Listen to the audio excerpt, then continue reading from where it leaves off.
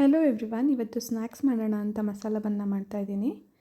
ನಾನು ಇದಕ್ಕೆ ಸಣ್ಣದಾಗಿ ಈರುಳ್ಳಿನ ಹಚ್ಚಿಟ್ಕೊಂಡಿದ್ದೀನಿ. ಮತ್ತು ಹಸಿ ಬಟಾಣಿ, ಆಯಿಲು, ಬೀನ್ಸು, ಟೊಮ್ಯಾಟೊ, ಚಿಲ್ಲಿ, ಸ್ವಲ್ಪ ಕ್ಯಾರೆಟ್ನ ತುರಿದಿಟ್ಕೊಂಡಿದ್ದೀನಿ. ಮತ್ತು ಆಲೂಗಡ್ಡೆನ ತೊಗೊಂಡಿದ್ದೀನಿ.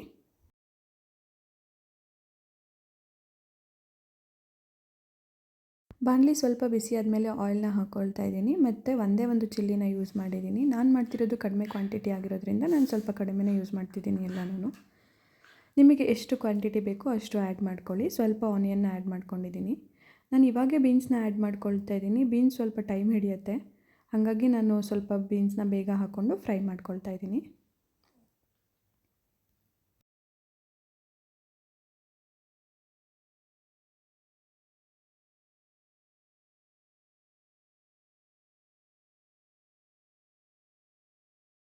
ಪೊಟ್ಯಾಟೊನ ಹಾಕ್ಕೊಳ್ತಾ ಇದ್ದೀನಿ. ಇವಾಗ ಇದನ್ನು ಸ್ವಲ್ಪ ಫ್ರೈ ಮಾಡ್ಕೊಳ್ಳೋಣ. ಸಣ್ಣದಾಗಿ ತುರಿದಿಟ್ಕೊಂಡಿರೋಂಥ ಕ್ಯಾರೆಟ್ನ ಆ್ಯಡ್ ಮಾಡ್ಕೊಳ್ತಾ ಇದ್ದೀನಿ. ಸ್ವಲ್ಪ ನೀಟಾಗಿ ಫ್ರೈ ಆದಮೇಲೆ ಟೊಮ್ಯಾಟೊನ ಆ್ಯಡ್ ಮಾಡ್ತಾಯಿದ್ದೀನಿ. ನಾನು ಚಿಕ್ಕವಳಿರ್ಬೇಕಾದ್ರೆ ನನ್ನ ತಾತನ ಜೊತೆ ಹೊರಗಡೆ ಹೋದಾಗೆಲ್ಲ ನಾನು ಜಾಸ್ತಿ ಕೇಳ್ತಾ ಇದ್ದಿದ್ದೇನೆ. ಆವಾಗೆಲ್ಲ ಬೇಕ್ರಿಗೆಲ್ಲ ಅಪರೂಪಕ್ಕೆ ಕರ್ಕೊಂಡು ಹೋಗ್ತಾಯಿದ್ರು. ಎಲ್ಲಾದರೂ ಹೊರಗಡೆ ಹೋಗಬೇಕಾದ್ರೆ ನಾನು ಸಹ ಹಠ ಮಾಡ್ತಿದ್ದೆ, ನಾನು ಬರ್ತೀನಿ ಅಂತ ನನ್ನ ತಾತನ ಜೊತೆ. ಅವ್ರು ಹಾಸ್ಪಿಟಲ್ಗೆ ಹೋಗಬೇಕು ಅಂದರೆ ನಾನು ಬರ್ತೀನಿ ಅಂತ ಹೋಗ್ತಾಯಿದ್ದೆ. ಹೋದಾಗ ಈ ಥರ ಬೇಕ್ರಿಗೆಲ್ಲ ಕರ್ಕೊಂಡು ಹೋದರೆ ಫಸ್ಟ್ ಈ ಥರ ಮಸಾಲ ಬ್ರೆಡ್ ಕೇಳ್ತಾಯಿದ್ದೆ, ಇಲ್ಲ ಅಂತಂದರೆ ಜಾಮೂನ್ನ ಕೇಳ್ತಾಯಿದ್ದೆ. ನಂಗೆ ಇವಾಗಲೂ ನೆನೆಸ್ಕೊಂಡ್ರೆ ಒಂಥರ ಖುಷಿ ಆಗುತ್ತೆ. ಎಷ್ಟು ಚೆನ್ನಾಗಿರ್ತಿತ್ತು. ಅವ್ರು ಏನಾದರೂ ತೊಗೊಳ್ತಾರೋ ಇಲ್ವೋ ಅದರಲ್ಲಿ ಕಡಿಮೆ ಮಾಡಿ ನನಗೇನಾದರೂ ಕೇಳಿದ ತಕ್ಷಣ ಕೊಡಿಸ್ತಾಯಿದ್ರು. ಹಸಿ ಬಟಾಣಿನ ಆ್ಯಡ್ ಮಾಡಿಕೊಂಡು ಮತ್ತೆ ಫ್ರೈ ಮಾಡ್ಕೊಳ್ತಾ ಇದ್ದೀನಿ ನಾನಿವಾಗ. ಕೊತ್ತಂಬರಿ ಸೊಪ್ಪನ್ನ ಆ್ಯಡ್ ಮಾಡ್ಕೊಳ್ತಾ ಇದ್ದೀನಿ.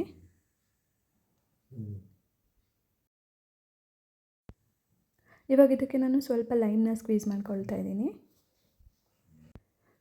ಒಂದು ಚಿಟಿಕೆ ಹಾಕೋಷ್ಟು ಸಾಲ್ಟ್ನ ಆ್ಯಡ್ ಮಾಡ್ಕೊಳ್ತಾ ಇದ್ದೀನಿ. ಸ್ವಲ್ಪ ಟರ್ಮರಿಕ್ ಹಾಕ್ಕೊಂಡು ಮಸಾಲೆನ ಬಾಡಿಸ್ಕೊಂಡು ಇದನ್ನು ಇವಾಗ ನಾನು ಸೈಡಿಗೆ ಎತ್ತಿಟ್ಕೊಳ್ತೀನಿ.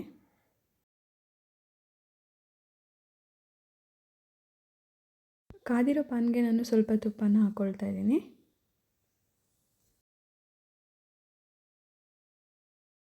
ಸ್ಲೈಸ್ ಮಾಡಿ ಇಟ್ಕೊಂಡಿರೋ ಬನ್ನನ ನಾನು ತುಪ್ಪದಲ್ಲಿ ಸ್ವಲ್ಪ ಹಾಗೆ ಬಿಸಿ ಮಾಡ್ಕೊಳ್ತಾ ಇದ್ದೀನಿ.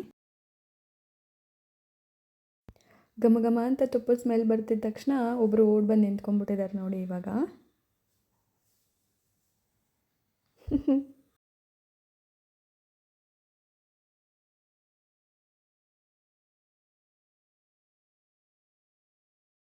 ಆಲ್ಮೋಸ್ಟ್ ಈ ರೆಸಿಪಿ ರೆಡಿಯಾಗಿದೆ.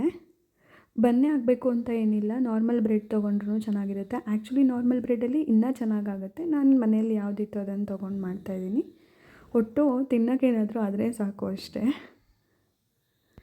ಈ ಥರ ನೋಡೋಕ್ಕೂ ಕಲರ್ಫುಲ್ಲಾಗಿದ್ದು ಹೆಲ್ದಿಯಾಗಿದ್ದರೆ ಮಕ್ಕಳು ಸಹ ಖುಷಿಪಟ್ಟು ತಿಂತಾರೆ. ಮಕ್ಕಳೇನು ನಮಗೂ ತಿನ್ನಬೇಕಂತಲೇ ಅನಿಸುತ್ತೆ. ನೀವು ಕೂಡ ಈ ಥರ ಫ್ರೀ ಟೈಮಲ್ಲಿ ಮಸಾಲ ಟೋಸ್ಟ್ನ ಮಾಡಿಕೊಂಡು ಫ್ಯಾಮಿಲಿ ಜೊತೆ ಎಂಜಾಯ್ ಮಾಡಿ. Thank you. Bye bye, take care.